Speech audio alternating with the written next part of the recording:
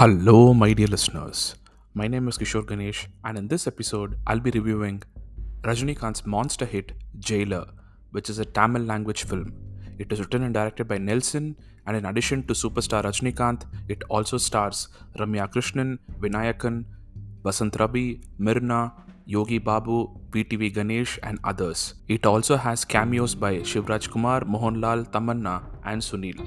This will be a non spoiler review, but because I have so much to say about this film, I will also be doing a spoiler filled review where I dive into the details of this film to my heart's content.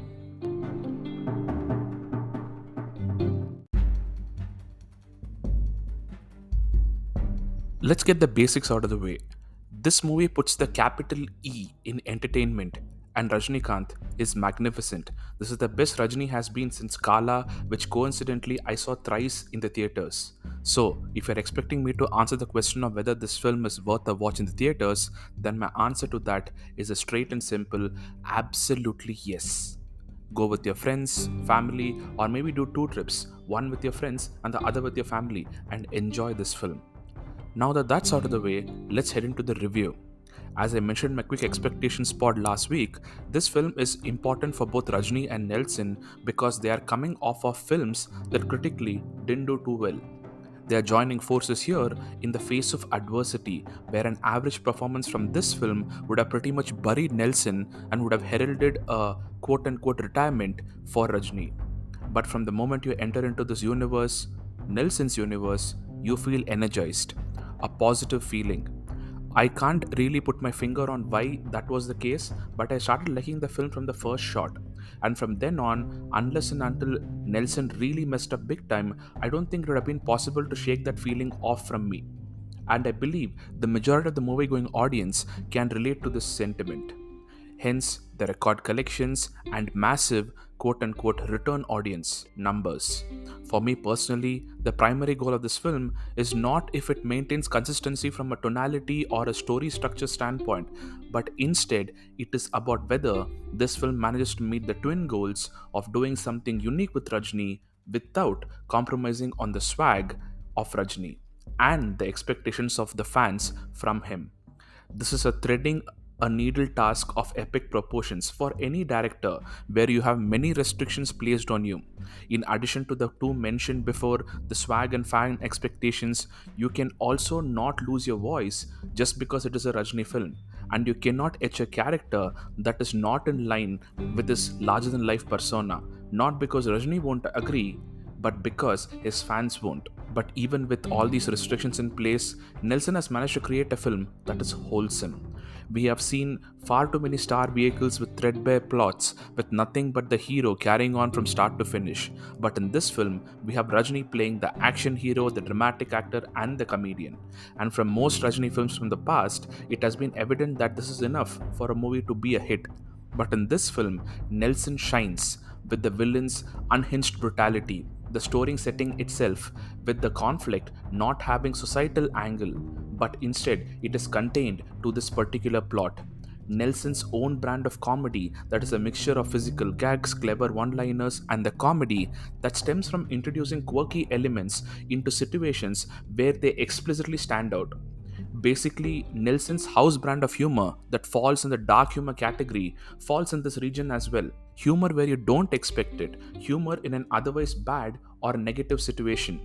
And yes, coming back to Nelson's further successful additions, there is the various homages to Rajni's previous works. There is the swag-filled flashback that gives us the full picture of who this character is, but even that is done with an irreverence to the expectations from such a sequence, where normally one would expect it to be full on serious. Instead, it is cheeky and dripping with humor.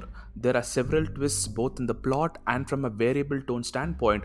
All these things are wins in my book for Nelson because of the kind of cinema fan that I am. I appreciate quantity. I appreciate when a story has so many things going on that I feel at the end of it, purely from a quantity standpoint, it was worth my ticket price. Of course, you only feel like that when the content is still quality, but I would be okay if the majority of the vast quantity is of very good quality and if everything was not firing at 100.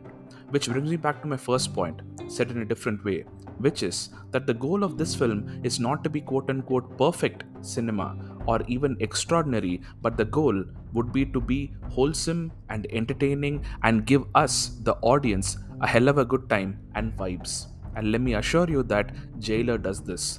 Speaking of performances, my word, Rajini is good in this film.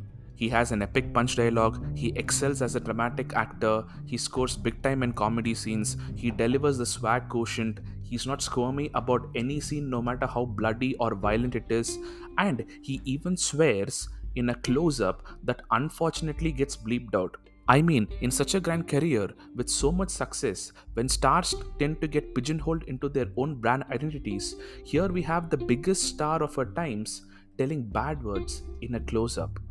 That, in and of itself, is worth the ticket price, in my opinion. Rajni is back, people, and you do love to see it. Vinayakan, the antagonist, is a next super performer. The presence, the menace, the eyes, and the overall performance, he excels with all of these. In a Rajni film, you know, as the villain, you're supposed to lose at the end. And in this film, where the villain actually is, in a figurative sense and in a slightly literal sense as well, even more of a stripped down and beaten down by the hero kind of a character. Here, Vinayakan and Nelson's writing still managed to ensure that till the last scene, the villain never really gets humiliated in the eyes of the audience. Basically, the performance and the writing ensure that, irrespective of the various things that happen in the film, you quote unquote respect the villain till the last scene. Fantastic. The supporting characters is where the writing falters, to be fair, with all of them very literally being supporting characters with minimal to no depth, all except Vasanth Ravi's character to some extent. But even this character is written in order to extract a reaction from Rajini, which we, the audience, then go on to enjoy and appreciate. Where the supporting characters don't work, the cameos by the superstars from various other film industries of India work in varying magnitudes. The most effective with respect to entertainment is Sunil's cameo, followed by Shivaraj Kumar's, followed by Tamannah's, and only then am I placing Mohanlal's cameo. But Nelson saves the entire cameo situation with the most swag-filled pre-climax sequence I've seen in a while. The only thing that has come close to this in recent times is the epilogus Rolex sequence from Vikram. So yeah, that was my non-spoiler review of Jailer. A lot more gushing, a lot more thoughts and info will be shared in my spoiler-filled review. Stay tuned and subscribe to all my channels for the same. Once again, my name is Kishore Ganesh. This is the Vocal About Visuals podcast, and thank you, my dear listeners, for your time and for listening.